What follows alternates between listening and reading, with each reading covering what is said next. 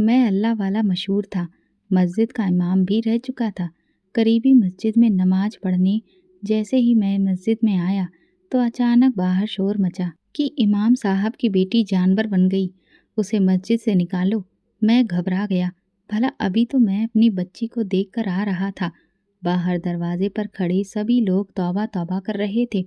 मैं जल्दी से घर के अंदर भागा और जैसे ही नज़र चारपाई पर पड़ी तो पांव तले से जमीन खिसक गई। बाजार से गुजरते हुए मेरी नज़र कादर कॉस्मेटिक की दुकान पर पड़ी, जहाँ से मेरी बेटी रुखसाना बाहर निकल रही थी। हालांकि वो फुल अबाया में थी, लेकिन एक बाप की नज़र से वो कैसे छुप सकती थी।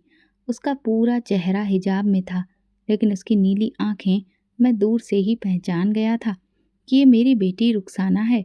लेकिन मैं इस बात पर हैरान था कि उसने तो मुझे ये कहकर मदरसे से छुट्टी ली थी कि वो घर जा रही है। फिर वो इस दुकान पर क्या कर रही थी? मैं वहीं फिक्रमंद खड़ा हो गया। फिर सोचा कि मैं उसके पास जाऊं। मैंने अभी 2 कदम ही बढ़ाए थे कि अचानक वो पीछे मुड़ी और दुकान से एक गबरू लड़का बाहर निकला। उसने एक खाकी रंग का पैकेट रुखसाना की तरफ बढ़ाया, जिसे उसने फौरन अपने थैले में डाल लिया। मेरे कदम वहीं जम से गए। मैं चाहकर भी रुखसाना के पास नहीं जा पाया। उन दोनों के बीच ज़्यादा से ज़्यादा 1 या 2 जुमलों का तबादला हुआ होगा।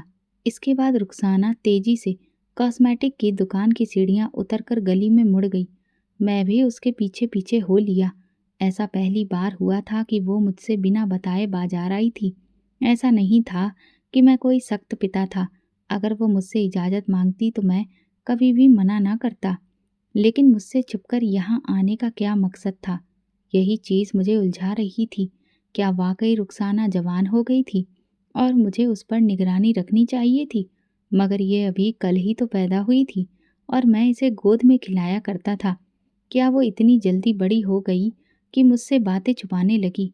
रुखसाना काफ़ी तेज चल रही थी और मेरे लिए उसकी रफ्तार का साथ देना मुश्किल हो गया था, क्योंकि मैं दमे का मरीज़ था और ज़्यादा तेज चलने से मेरी सांसें उखड़ने लगती थीं। फिर भी मैं पूरी कोशिश कर रहा था कि मेरी नज़रों से रुखसाना ओझल ना हो। जैसे ही वो हमारे घर वाली गली में दाखिल हुई तो मैंने राहत की सांस ली कि शुक्र है वो घर ही जा रही थी। जब वो घर के दरवाजे पर पहुंची तो मैंने राहत की सांस ली और अपनी रफ्तार धीमी कर दी। मैं आगे बढ़ने ही वाला था कि अचानक एक महिला ने मुझे रोक लिया। हसन साहब, मेरी एक छोटी सी बात सुन लें। मैं उसकी तरफ मुड़ा। मेरी बेटी की तबीयत कुछ अच्छी नहीं है। अगर आप हमारे घर चलकर उसे देख लेते तो मेहरबानी होगी। मेरा ध्यान अब भी रुखसाना की तरफ था, लेकिन महिला की आवाज़ में दर्द महसूस हुआ। मैंने सोचा कि ये अल्लाह का काम है, इसे टालना ठीक नहीं। मैंने कहा, शाम को अपनी बेटी को मेरे घर ले आइएगा। महिला बोली, मगर मसला ये है कि मैं अपनी बेटी को कैसे उठाऊं? माशा अल्लाह, जवान है। आप थोड़ी ज़हमत करके उसे देख लें तो मैं आपकी ममनून रहूंगी। मैंने घर की तरफ देखा। रुखसाना अंदर जा चुकी थी और दरवाज़ा बंद हो चुका था। मैंने महिला को मना करना ठीक नहीं समझा और अल्लाह का नाम लेकर उसके साथ चल पड़ा। जब उसके घर पहुंचा तो देखा कि एक नौजवान लड़की चारपाई पर लेटी थी। उसकी टांग पर पट्टी बंधी हुई थी। वो बाहर से देखने पर बिल्कुल ठीक लग रही थी। आप तो कह रही थी कि आपकी बेटी की तबीयत बहुत खराब है, जबकि ये तो भली चंगी दिख रही है। मैंने कहा। महिला ने जवाब दिया, इमाम साहब, इसकी तबीयत अजीब हो गई है। कभी ठीक लगती है तो कभी अचानक दौरे पड़ते हैं। रातों को उठकर चीखती है। मुझे लगता है किसी ने इस पर कुछ कर दिया है। क्या मतलब? पूरी बात बताइए।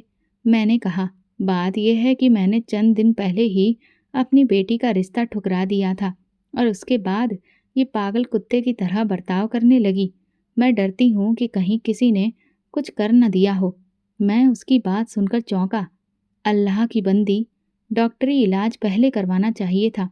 तुम लोग पहले डॉक्टर के पास नहीं जाते और जब मामला बिगड़ जाता है तो फिर हमारे पास आते हो। मेरा बेटा कहता है कि इसे तुरंत डॉक्टर के पास ले जाना चाहिए, लेकिन मेरा दिल नहीं मानता है। आप इसे दम कर दें और फिर हिसाब करके बताएं कि आखिर मामला क्या है। मैंने कागज कलम लिया और हिसाब करने लगा। तभी अचानक उसका बेटा अंदर आया और मुझे देखकर उसका चेहरा गुस्से से भर गया। कमाल है अम्मी, आप आराम से बैठी हैं, बाजी को तैयार नहीं किया आपने। मैं बाहर रिक्शा लेकर आया हूँ, हमें फौरन हॉस्पिटल पहुँचना है। ज़्यादा देर तक इसे हम लोग घर में नहीं रख सकते हैं। इसे पहला दौरा पड़ चुका है और अगर अब सही समय पर इलाज नहीं करवाया तो हालत और ज़्यादा बिगड़ सकती है। महिला झुंझलाकर बोली, हसन साहब आ गए हैं, वो इसका इलाज कर लेंगे, तुम्हें ज़्यादा परेशान होने की ज़रूरत नहीं है। महिला का बेटा गुस्से में बोला, अम्मी होश से काम लीजिए, पागल कुत्ते का इलाज ताबीज और धागों से नहीं होता। ये जो डॉक्टर इतनी बड़ी बड़ी डिग्रियां लेकर क्लिनिक खोलकर बैठे होते हैं, क्या आप सोचती हैं कि वो गलत हैं? अगर ये ताबीज और झाड़ फूक इतना ही कारगर होता तो दुनिया में कोई मरीज इतनी बुरी हालत में ना मरता, बल्कि एक ही फूंक से ठीक हो जाता। उसकी बात सुनकर मैं नाराज हो गया और उसे कहने लगा, बरखुरदार, तुम बहुत ही नादान हो। तुम्हारी बहन पर किसी ने काला जादू कर रखा है और तुम कहते हो कि इसका इलाज डॉक्टर के पास है। तो जाओ किसी डॉक्टर से इलाज करवाओ, अगर ठीक हो गई तो फिर मुझे बता देना। महिला का बेटा तुरंत बोला, डॉक्टर का इलाज कोई जादू की छड़ी नहीं होती कि एक झटके में घुमा दी जाए और मर्ज खत्म हो जाए। इसे ठीक होने में वक्त लगता है, लेकिन इसका ये मतलब नहीं कि ये इलाज फिजूल है। मैं उसकी बात पर गुस्से से महिला की तरफ देखकर बोला, इंतहा का बेअदब बेटा है तुम्हारा। सबसे पहले तो इसे ही इलाज की जरूरत है। वो कुछ बोलने ही वाला था कि तभी महिला ने उसे डांट दिया, तुम अंदर जाओ और कोई ज़रूरत नहीं है फिजूल की बात करने की। फिर वो मेरे आगे हाथ जोड़कर बोली, आप बहुत तालीम याफ्ता हैं, मेरा आपसे कोई मुकाबला नहीं। महिला का बेटा गुस्से में मुझे देखता हुआ अंदर चला गया। मैं महिला की ओर देखकर बोला, बहुत पढ़ने लिखने का यही नतीजा होता है कि लोगों का रुझान दीन से हट जाता है। महिला तुरंत बोली, आप बिल्कुल सही कह रहे हैं हसन साहब, बस ये नादान है। आप इसकी किसी भी बात को दिल पर ना लें। मेरी बेटी के बारे में बताइए, ये क्या मसला है? आप किस जादू की बात कर रहे थे? मैंने एकदम से वो सफ़ा यानी कि पन्ना निकाला जिस पर मैंने हिसाब लगाया था और उसकी ओर बढ़ाते हुए कहा, तुम्हारी बेटी पर किसी ने काला जादू कर रखा है और ये कोई मामूली जादू नहीं, बल्कि बेहद खतरनाक काला जादू है। इसका तोड़ भी आसान नहीं है। जब तक इसका असर रहेगा तुम्हारी बेटी चारपाई से नहीं उठ सकेगी। इसीलिए बेहतर यही होगा कि तुम तुरंत नूरी इलाज करवाओ। ये डॉक्टरी दवाइयाँ इसे और ज़्यादा नुकसान पहुँचाएंगी। महिला मेरी बात सुनकर रोने लगी और बोली, ये ठीक तो हो जाएगी ना? मैंने उसे तसल्ली देते हुए कहा, क्यों नहीं ठीक होगी? अल्लाह ने चाहा तो बहुत जल्द भली चंगी हो जाएगी, लेकिन जब तक ये ठीक नहीं हो जाती इसका रिश्ता करने की ज़रूरत नहीं है। महिला मेरी बात सुनकर सिर हिलाने लगी और बोली, जैसा आप कहेंगे मैं वैसा ही करूँगी, बस आप इसका इलाज करें। मैंने कहा, मैं इसका इलाज करूँगा, लेकिन शर्त यह है कि डॉक्टरी दवाइयाँ बिल्कुल बंद कर दी जाएं। जब तक मेरा इलाज चलेगा इन्हें मत दो। महिला फौरन बोली, आप बेफिक्र रहें हसन साहब, डॉक्टर का इलाज तो हम करवाते ही नहीं हैं, बस ये किसी तरह से ठीक हो जाए। मैंने उसे तसल्ली दी, बेफिक्र रहो, ये ठीक हो जाएगी। फिर मैंने बीमार लड़की के सिरहाने बैठकर अल्लाह का कलमा पढ़ा और उस पर फूंक दिया। अजान का वक्त हो गया तो मैं उठ खड़ा हुआ और सुबह आने का वादा करके वहाँ से निकल आया। एक दिल तो चाहा कि घर जाऊं और फौरन रुखसाना से बात करूं, लेकिन फिर मस्जिद में नमाज छूट जाने के ख्याल से मैं सीधा मस्जिद चला गया। नमाज पढ़ते हुए भी बार बार मेरा ध्यान भटक रहा था और रुखसाना का चेहरा मेरी नज़रों के सामने घूम रहा था। जैसे ही नमाज ख़त्म की और दुआ के लिए हाथ उठाए तो समझ ही नहीं आया कि क्या मांगूं। रुखसाना के झूठ से मेरा दिल बेहद संजीदा था। क्या मेरी बेटी भी मुझसे झूठ बोल सकती है? आखिर उसे गलत बात कहने की क्या ज़रूरत थी? अगर वो मुझसे कहती कि बाजार जा रही है तो क्या मैं उसे रोकता? हाँ, ये सच है कि मैं ज़रूरत के अलावा बाहर जाने को पसंद नहीं करता था, लेकिन मैंने अपनी बीवी और बेटी को एक हद में रखकर आज़ादी दे रखी थी। मैंने कभी भी फातिमा यानी अपनी पत्नी को मोहल्ले में जाने से नहीं रोका और ना ही किसी तकरीब में जाने से मना किया था, बल्कि मैंने तो खुद कहा था कि मोहल्ले वालों से अच्छे ताल्लुक रखो, क्योंकि हम अपने सगे संबंधी दूर छोड़ आए हैं। अब यही लोग हमारे भाई बहन हैं, यही मुश्किल वक्त में काम आएंगे। लेकिन मैं घर से बेजा बाहर जाने के खिलाफ था और ये बात मेरी बीवी और बेटी दोनों को पता थी। इसके बावजूद आज रुखसाना के मामले ने मुझे उलझन में डाल दिया था। खैर, मैंने फटाफट दुआ मांगी और घर की तरफ चल पड़ा। जैसे ही घर में दाखिल हुआ तो देखा कि रुखसाना और फातिमा किचन में खाना बना रही थी। मैं भी किचन में चला आया।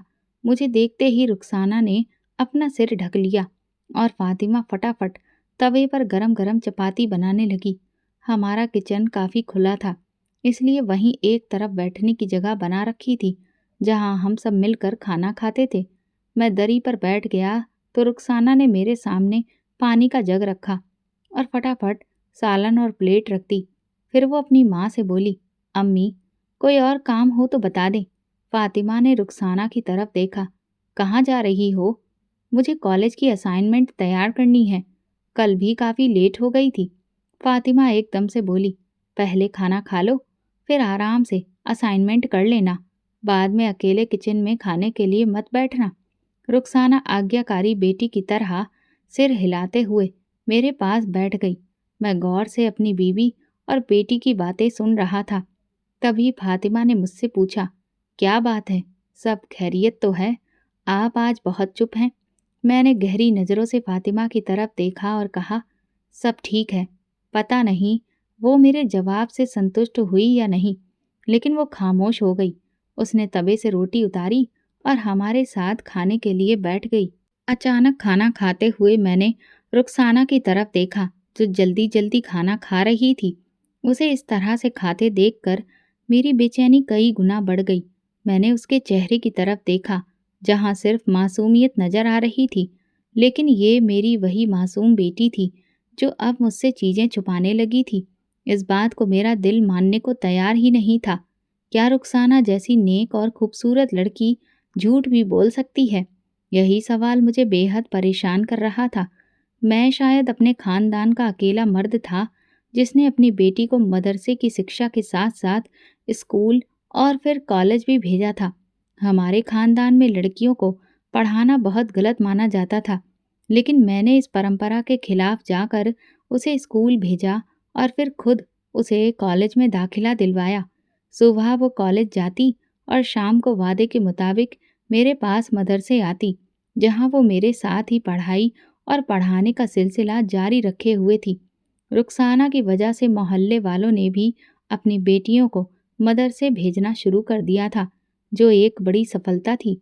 लोग अब अपनी बेटियों को दुनियावी शिक्षा के लिए के साथ साथ धार्मिक शिक्षा देने में भी रुचि देने लगे थे। कभी कभी मैं और रुखसाना मदरसा खत्म करने के बाद साथ घर आते और कभी कभी वो मुझसे पहले चली जाती, क्योंकि उसे कॉलेज का काम भी करना होता था।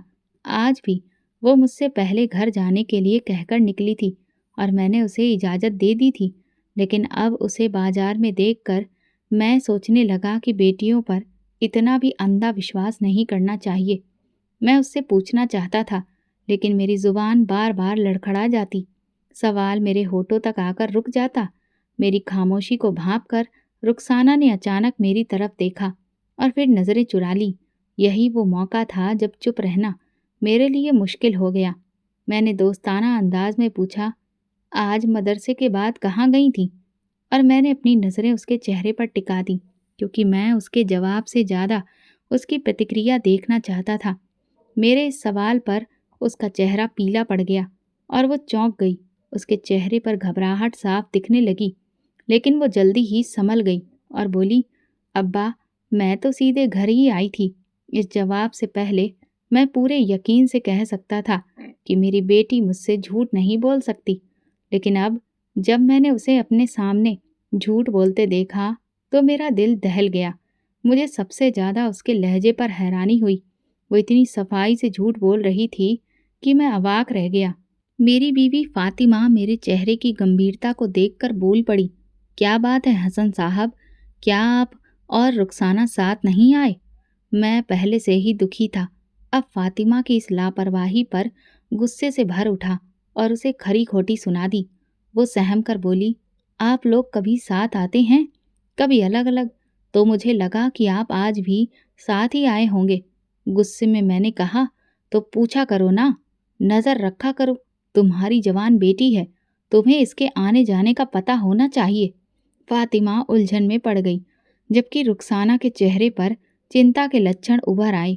मैं बिना कुछ और बोले वहां से उठ गया, लेकिन मेरे दिल में बेचैनी बढ़ती ही जा रही थी। कुछ देर के बाद जब फातिमा और रुखसाना वजू करके नमाज के लिए खड़ी हुई, तो मैं चुपचाप दूसरे कमरे में गया और अलमारी खोली। वहां वही थैला रखा था जो मैंने बाजार में रुखसाना के हाथों में देखा था। मैंने जल्दी से उसे खोला और देखा कि उसमें एक खाकी रंग का पैकेट था। जब मैंने उसे खोला तो मेरे होश उड़ गए। उसमें चांदी की पाजेब रखी हुई थी। ये यकीनन कादर ने दी थी, क्योंकि बाजार में मैंने उनके बीच जो अपनापन देखा था वो मेरी नज़रों से छुप नहीं सकता था। मैंने जल्दी से पैकेट को बंद किया और थैले को सही जगह पर रख दिया। फिर चुपचाप अपने कमरे में लौट आया और टहलने लगा। मैंने अब इस बारे में रुखसाना से और कोई सवाल नहीं किया, लेकिन मैंने एक काम ज़रूर किया। अब मैं खुद उसकी निगरानी करने लगा था। मेरी नज़रें हर वक्त उस पर टिकी रहती और उसकी हर छोटी छोटी हरकत पर ध्यान देने लगा। धीरे धीरे कई सारी बातें मेरे सामने खुलने लगी थीं। लगभग एक हफ्ते तक रुखसाना बहुत ही शर्मीली रही। वो मेरे साथ ही मदरसे से आती और मेरे साथ ही मदरसे से जाती थी। लेकिन एक दिन मैंने वही लड़का, कादर स्टोर का लड़का, अपनी गली के कोने में खड़ा देखा तो मेरे तन बदन में आग लग गई। रुखसाना ने भी यकीनन उसे देख लिया था, तभी वो मुझसे भी ज़्यादा तेजी से वहां से गुजरी। हालांकि इससे पहले कभी ऐसा नहीं हुआ था कि रुखसाना मुझसे आगे होकर चली हो। उसकी इस हरकत ने मेरे शक को और भी ज़्यादा पुख्ता कर दिया था। मैंने अपने कदम धीमे कर लिए ताकि मैं उस लड़के पर नज़र रख सकूं। वो लगातार रुखसाना को ही देख रहा था, लेकिन रुखसाना के घर के अंदर जाते ही वो तुरंत वहां से चला गया। मैं काफ़ी देर गली में खड़ा रहा, लेकिन फिर घर के अंदर दाखिल हो गया। एक हफ्ते से मैं अपनी बेटी की कड़ी निगरानी कर रहा था। मैं खुद ही कॉलेज भी उसे लेकर जाता और वापसी पर भी उसे साथ लाता। मदरसे से भी वो मेरे साथ ही आती थी। शायद इसीलिए वो लड़का ये मालूम करने आ गया था कि रुखसाना उसे क्यों नहीं मिल रही। मैं ये सब अपनी ही बेटी के बारे में सोच रहा था और दुख से मेरी रूह कांप रही थी। आज वो हमारी गली तक आया है, कल खुदा न करे कि वो हमारे घर तक ना आ जाए। मेरी समाज में एक इज्जत थी। लोग मुझे सिर्फ मौलाना ही नहीं मानते थे, बल्कि वो लोग मुझे अल्लाह वाला भी समझते थे। लोग मुझे दुआ, धार्मिक उपचार के लिए भी अपने घर पर बुलाते थे और अपने बच्चों को मेरी देख रेख में पढ़ाने और सिखाने के लिए ही भेजते थे। लेकिन अगर उन्हीं लोगों को ये भनक भी लग गई कि मैं अपनी ही बेटी की सही परवरिश, तालीम और तरबियत नहीं कर पाया, तो फिर खुदा जाने समाज में मेरी क्या हालत होगी। ये सोच सोच कर मैं पागल सा हो रहा था।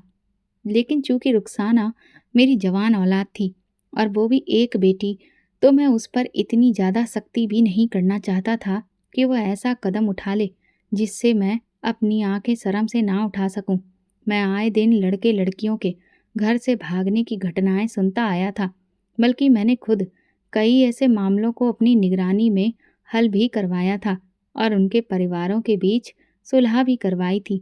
लेकिन मैं ये भी जानता था कि अगर कोई भी लड़की घर से भाग जाए तो सुलह हो जाने के बावजूद भी उस लड़की और उसके परिवार की समाज में कोई इज्जत नहीं बचती।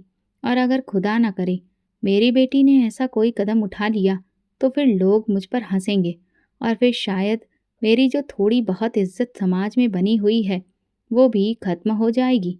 मैं इस मामले को अपनी बीवी के सामने खोलने से भी डर रहा था। इसीलिए मैंने एक दिन फातिमा से राजदारी में कहा, तुम रुखसाना के रिश्ते की बात चलाओ।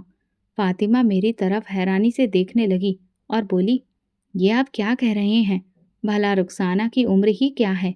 मैं उसकी बात सुनकर गुस्से में आ गया और कहा, औलाद जब बालिग हो जाए तो हमारे धर्म ने ये कहा है कि जल्द से जल्द उसका निकाह कर देना चाहिए, और तुम कह रही हो कि उसकी उम्र ही क्या है। आखिर तुम कितनी उम्र में उसका निकाह करना चाहती हो? फातिमा मेरी बात पर घबरा गई और बोली, कम से कम उसे थोड़ा तो समझदार होने दे। माना कि उसकी शादी की उम्र हो चुकी है, लेकिन वो अभी बहुत नासमझ है। मैं उसकी बात सुनकर और भी गुस्से में आ गया। तुम्हारी तो इससे भी कम उम्र में शादी हुई थी, तब तुमने भी तो अपने घरबार को संभाल लिया था ना, तो ये भी संभाल लेगी।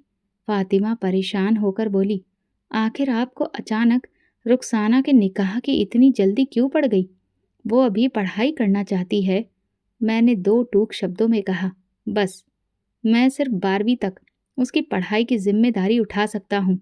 उसके बाद की पढ़ाई की मैं इजाज़त नहीं दूंगा। लेकिन आप तो हमेशा कहते थे कि रुखसाना जहाँ तक पढ़ेगी मैं उसे पढ़ाऊंगा। हाँ, मैं कहता था, लेकिन अब ये भी मैं ही कह रहा हूँ कि अब मैं उसे और पढ़ाई नहीं करवा सकता।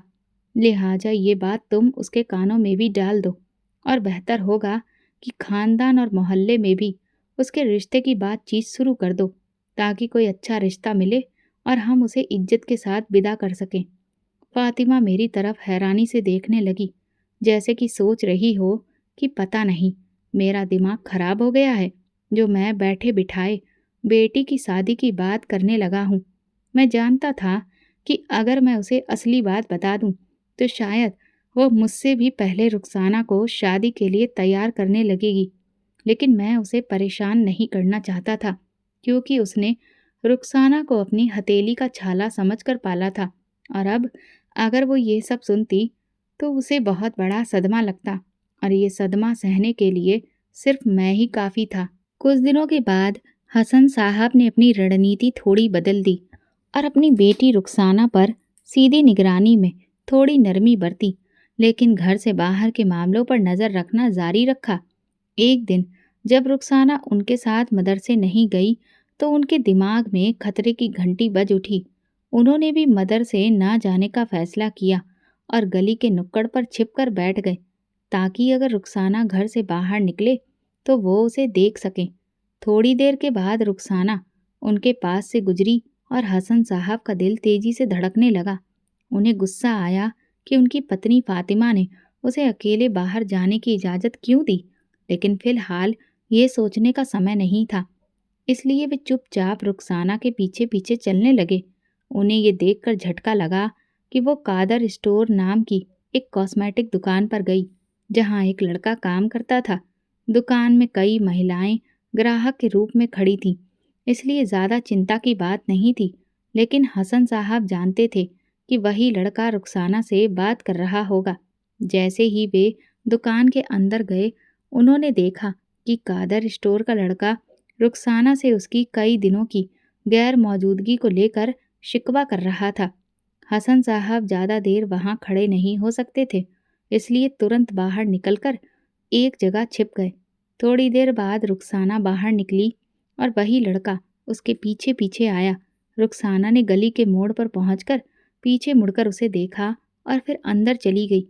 लड़का तब तक उसे देखता रहा जब तक वो आंखों से ओझल नहीं हो गई, फिर वापस दुकान में चला गया। हसन साहब भारी मन से घर लौटे। रास्ता आज उन्हें बहुत लंबा लग रहा था। गुस्से और बेचैनी में उन्होंने घर पहुंचते ही जोर से रुखसाना को पुकारा। उनकी पत्नी फातिमा भागती हुई आई, लेकिन हसन साहब ने गुस्से में उन्हें चुप रहने का इशारा किया। रुखसाना ने डरते हुए कहा कि वो अपनी सहेली के घर गई थी। जब हसन साहब ने उसकी सहेली का नाम और पता पूछा, तो वो घबरा गई। फातिमा ने भी चौंकते हुए कहा कि रुखसाना ने तो उनसे ये कहकर जाने की इजाज़त ली थी कि उसकी सहेली की तबीयत खराब है। गुस्से में हसन साहब ने अपनी पत्नी को डांटा कि उसने अकेले बेटी को बाहर जाने की इजाज़त क्यों दी। फिर उन्होंने रुखसाना से दोबारा पूछा कि वो कहाँ गई थी, लेकिन उसने झूठ बोलते हुए वही जवाब दिया। ये सुनकर हसन साहब को गुस्सा आ गया और उन्होंने उसे एक जोरदार थप्पड़ मार दिया। फिर अचानक उन्हें एक ख्याल आया और वे अंदर कमरे में गए। अलमारी में रखा एक थैला निकाला, जिसमें खाकी रंग का एक पैकेट था। जब उन्होंने वो पैकेट बाहर निकाला और खोला, तो उसमें से पाजेब यानी कि पायल की एक जोड़ी निकली। इसे देखते ही रुखसाना के चेहरे का रंग उड़ गया। फातिमा भी ये देखकर सन्न रह गई और मामले की गंभीरता को समझ गई। इसके बारे में कौन सा झूठ गढ़ोगी, ये भी बता दो। ये पाजेब तुम्हें किस सहेली ने दी है? फौरन अपनी माँ को उस सहेली के पास लेकर जाओ, ताकि दूध का दूध और पानी का पानी हो जाए।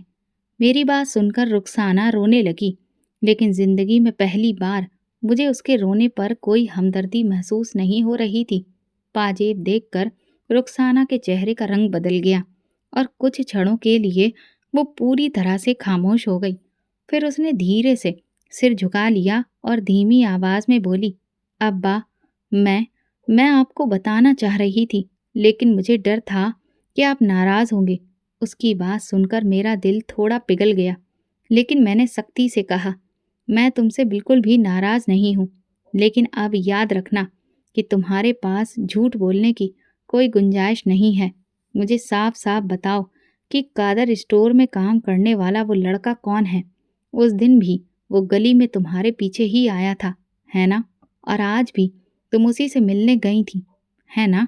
मेरी बात सुनकर मेरी बीवी फातिमा ने अपने दोनों हाथ सिर पर रख लिए और परेशानी भरी नज़रों से रुखसाना की तरफ देखने लगी। रुखसाना ने रोते हुए कहा, अब्बा, कमाल मेरे कॉलेज में पढ़ने वाली सहेली का भाई है और यहीं कादर स्टोर में काम करता है। दरअसल ये स्टोर उन्हीं का अपना है। मैं और वो लगभग 1 साल से एक दूसरे को जानते हैं, कई बार मिल चुके हैं। वो मुझे बहुत पसंद करता है और मुझसे शादी करना चाहता है। वो अपने माता पिता को हमारे घर भेजना चाह रहा है। आजकल में वे लोग आ भी जाएंगे। मैंने उस लड़के को पहले ही देख रखा था। वो कहीं से भी मेरी बेटी के लायक नहीं लग रहा था, लेकिन क्योंकि ये मेरी बेटी की अपनी पसंद थी, इसलिए मैंने सख्ती करना उचित नहीं समझा और रुखसाना से पूछा, उनका परिवार कौन सा है, किस जात से ताल्लुक़ रखते हैं? उसने कहा, मैं नहीं जानती अब्बा, मैंने कभी ये सब नहीं पूछा। मैंने उससे कहा, पहली बात तो ये जान लो कि अगर उनका ताल्लुक़ हमारी जात से नहीं हुआ तो यहाँ तुम्हें अपना रिश्ता भूल जाना चाहिए। अगले ही दिन लड़के वाले हमारे घर आ गए। देखने से ही वे संपन्न नहीं लगते थे। उनके और हमारे स्तर में ज़मीन और आसमान का फ़र्क था। मुझे पहली नज़र में वे लोग अच्छे नहीं लगे। मेरी रुखसाना बहुत भोली भाली और सीधी सादी बच्ची थी। उन लोगों में जाकर उसका एडजस्ट कर पाना बहुत मुश्किल था, लेकिन कहते हैं ना कि प्यार अंधा होता है, इसलिए रुखसाना को कुछ समझ नहीं आ रहा था। बातों बातों में मैंने उनसे उनकी जात के बारे में पूछा तो मेरा दिल संतुष्ट हो गया, क्योंकि अब मेरे पास एक ठोस कारण था। लड़का हमारे खानदान की परंपराओं के लिहाज से बाहरी था। अब उन्हें इनकार करने के लिए मेरे पास एक उपयुक्त वजह थी, इसलिए मैंने तुरंत इनकार कर दिया। मैं अपने खानदान के सिद्धांतों से पीछे नहीं हट सकता। मैंने दो टूक जवाब दिया। वे लोग उठकर चले गए, लेकिन उनका यूं चले जाना मेरे लिए मुसीबत बन गया। रुखसाना मेरे फैसले से खुश नहीं थी। उसने कई बार अपनी माँ से कहा कि वो मुझसे कहे कि मैं अपना फैसला बदल दूं, लेकिन मैंने सख्ती से फातिमा से कह दिया कि वो रुखसाना को साफ साफ समझा दे कि हम किसी भी हाल में ये रिश्ता नहीं करेंगे। जब उसने अपनी माँ की दो टूक बात सुनी तो उसके चेहरे पर मायूसी और गम के भाव साफ झलकने लगे। मैंने महसूस किया कि मेरे इनकार ने उसके दिल पर गहरा घाव कर दिया था। वो बाहरी रूप से तो सामान्य लगती थी, लेकिन उसकी खामोशी और आंखों में छिपी उदासी हम दोनों मियाँ बीवी से बहुत कुछ कह रही थी। रिश्ता खत्म होने के बाद रुखसाना की हालत दिन ब दिन बिगड़ती जा रही थी। उसने खाना पीना छोड़ दिया था। कई कई दिन तक ना तो वो अपने बाल संवारती और ना ही कपड़े बदलती। उसकी हंसी कहीं खो गई थी। फिर अब वो रातों को चीख चीख कर रोती तो मेरा दिल कट जाता। मेरी बीवी और मैंने उसे बहुत समझाने की कोशिश की, लेकिन सब व्यर्थ रहा। हमने सोचा कि शायद समय के साथ वो सब भूल जाएगी, लेकिन हर गुजरते दिन के साथ उसकी हालत और भी बदतर होती जा रही थी। उसने कॉलेज जाना भी छोड़ दिया था। वो अपने कमरे में गुमसुम बैठी रहती। किताबें सामने होती, लेकिन उन्हें पढ़ने में उसका मन नहीं लगता। उसकी परीक्षा करीब थी, लेकिन उसने परीक्षा देने से साफ मना कर दिया। उसकी माँ ने उसे बहुत समझाने की कोशिश की, लेकिन वो हर बात अनसुनी कर देती। उसकी ये हालत देखकर मैंने अपनी बीवी से कहा, तुम बिरादरी में इसके रिश्ते की बात चलाओ ताकि हम जल्द से जल्द इसकी शादी कर सकें। हमारी जाति के कई रिश्ते उसके लिए आने लगे। जो लोग रुखसाना को देखने के लिए घर आते, लेकिन जब वो उनके सामने जाती तो उसकी हालत अजीब हो जाती और वो चिल्लाने लगती। वो अजीबो-गरीब आवाज़ें निकालने लगती, जैसे कोई और उसके शरीर के अंदर से बोल रहा हो। लड़के वाले रुखसाना को देखकर ये कहकर चले जाते कि आपकी बेटी तो पागल है, पहले इसका इलाज करवाइए, शादी बाद में करेंगे। एक दिन वो कूड़ा फेंकने के लिए बाहर निकली तो उसे एक पागल कुत्ते ने काट लिया और उसकी टांग जख्मी हो गई। मैंने तुरंत झाड़ फूंक करवाई, लेकिन कोई फायदा नहीं हुआ। समय बीतने के साथ साथ रुखसाना की हालत और खराब होने लगी। रात होते ही वो चीखने और रोने लगती। मेरी पत्नी और मैंने हर संभव तरीका आजमा लिया। अलग अलग तांत्रिक और मौलवी भी बुलवाए, जिन्होंने झाड़ फूंक और ताबीज दिए, लेकिन रुखसाना की हालत जस की तस बनी रही। एक दिन मैं नमाज पढ़ने मस्जिद में आया तो अचानक बाहर शोर मच गया कि हसन साहब की बेटी जानवर बन गई है, इसे मस्जिद से बाहर निकालो। मैं घबरा गया। या अल्लाह, खैर करो, मैं अभी तो रुखसाना पर झाड़ फूंक करके आया था, फिर ऐसा क्या हो गया। मैं दौड़ते हुए अपने घर पहुंचा। वहां देखा कि लोगों की भारी भीड़ दरवाजे पर खड़ी थी और सभी अपने कानों पर हाथ रखकर तौबा तौबा कर रहे थे। मैं जल्दी से घर के अंदर गया और जैसे ही चारपाई पर नजर पड़ी तो मेरे पैरों तले से जमीन खिसक गई। मेरी बेटी अजीबो गरीब हरकतें कर रही थी। वो कुत्ते की तरह आवाजें निकालते हुए कलाबाजियां खा रही थी। पास खड़ी मेरी पत्नी फातिमा रो रही थी। मुझे देखते ही वो बोली, कुछ कीजिए, हमारी बेटी हमारे हाथों से निकल रही है। मैं अवाक होकर अपनी बेटी की तरफ देखने लगा, जो अब अलग अलग जानवरों की आवाजें निकालते हुए कभी हंस रही थी तो कभी रो रही थी। मैं उस पर पड़कर फूंक मार रहा था, लेकिन उसकी हालत और बिगड़ती जा रही थी। हमारे देखते ही देखते वो जमीन पर लेट गई और उसके हाथ पैर अकड़ने लगे। वो लगातार चीख रही थी। मैंने उसे अपने बाजुओं में उठाया तो वो इतनी जोर से चीखी कि मेरी आत्मा कांप गई। इतने में हमारे घर में लगी भीड़ में से एक आवाज आई, इसके माता पिता कौन हैं? मैं बोला, मैं इसका पिता हूँ। अचानक मेरी नज़र उस लड़के पर पड़ी तो एक पहचान की लहर मेरे दिमाग में उठी। न जाने इसे कहाँ देखा था। मैं अपने दिमाग पर जोर डालने लगा। तभी वो लड़का बोला, आप वही हसन साहब है ना? जब मेरी बहन को पागल कुत्ते ने काटा था तब आप हमारे घर आए थे और झाड़ फूंक की थी। मुझे अचानक याद आ गया कि ये तो वही लड़का है जो मेरे आने पर बहुत नाराज हुआ था और अपनी माँ से झगड़ने लगा था कि बहन का डॉक्टरी इलाज ना छोड़ें। उसे देखकर मुझे गुस्सा आने लगा, लेकिन वो एकदम बोला, देखिए, मुझ पर गुस्सा बाद में कीजिएगा। इस वक्त आप अपनी बेटी को तुरंत अस्पताल लेकर जाएं। मेरी बहन को भी पागल कुत्ते ने काट लिया था, लेकिन समय पर इलाज ना होने की वजह से वो मर गई। मगर खुदा के लिए आप हमारी तरह देर मत कीजिएगा। अभी भी इसका इलाज संभव हो सकता है, लेकिन अगर देर हो गई तो आप बहुत पछताएंगे, जैसे आज मेरी माँ पछता रही है। उसकी बात सुनकर मेरे दिल को जोरदार धक्का लगा, जैसे कि किसी ने मेरा दिल निकाल कर बाहर रख दिया हो। मेरा मन नहीं कर रहा था कि मैं अपनी बेटी को अस्पताल ले जाऊं। मेरी झिझक देखकर वो लड़का फिर बोला, अल्लाह ने इंसान को दुआ के साथ साथ दवा का भी आदेश दिया है। आप इससे कैसे इनकार कर सकते हैं? झाड़ फूंक ज़रूर करें, लेकिन साथ में इसे किसी अच्छे डॉक्टर को भी दिखाएं ताकि ये जल्दी ठीक हो जाए। अभी ये बीमारी शुरुआती दौर में है। अगर आपने देरी की तो ये पागल हो जाएगी। मैं मान गया। वो लड़का जो अस्पताल में मेडिकल विशेषज्ञ था, उसने तुरंत रुखसाना को एक अलग वार्ड में भर्ती करवाया और फिर कुछ टेस्ट लिखे और एंटी रेबीज वैक्सीन लगवाने का फैसला किया। रुखसाना के लैब टेस्ट की रिपोर्ट कुछ ठीक नहीं थी, जिससे मैं बहुत परेशान हो गया। वो पहले ही मोहब्बत में नाकाम और मेरी जिद का बोझ लिए बैठी थी। अब इलाज में देरी की वजह से मौत के मुंह में जा रही थी। अब मैं पछता रहा था।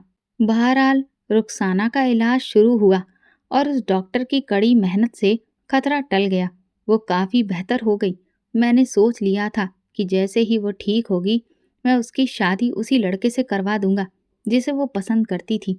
लेकिन शायद रुखसाना की किस्मत में वो लड़का नहीं था, क्योंकि हमें पता चला कि उसने तो पहले ही शादी कर ली थी। ये सुनकर रुखसाना को भी बहुत ज़्यादा दुख हुआ। मैं उसकी शादी को लेकर बहुत परेशान था। तभी उसी डॉक्टर अफजल का रिश्ता आ गया जिसने रुखसाना का इलाज किया था। मैंने सबसे पहले रुखसाना से उसकी राय पूछी, क्योंकि अब मैं कोई भी फैसला उसकी मर्जी के बिना नहीं करना चाहता था। रुखसाना को भी इस रिश्ते से अब कोई आपत्ति भी नहीं थी। इसीलिए मैंने भी डॉक्टर अफजल से उसका निकाह करवा दिया और सादगी से उसकी विदाई कर दी। अल्लाह का लाख लाख शुक्र है कि वो अपने घर में आज खुश है। लेकिन इस कहानी को आप सबको सुनाने का मेरा मकसद सिर्फ ये है कि कृपया अपनी संतान के रिश्ते वहीं पर तय करें जहाँ पर उनकी इच्छा हो, ताकि वे मानसिक उलझनों का शिकार ना हो। और अगर किसी को पागल कुत्ता काट ले तो समय बर्बाद किए बिना अस्पताल जाएं, ताकि आपके प्रियजन की जान बच सके। हमारा धर्म भी हमें दुआ के साथ साथ दवा की हिदायत देता है। दोस्तों, अगर आपको हमारी कहानी पसंद आई हो तो कमेंट करके ज़रूर बताइए। वीडियो को लाइक करें और ज़्यादा से ज़्यादा शेयर करें। अगर आप हमारे चैनल पर नए हैं तो सब्सक्राइब ज़रूर करें और नोटिफिकेशन बेल को दबाएं, ताकि अगली अपडेट सबसे पहले आपको मिले। धन्यवाद।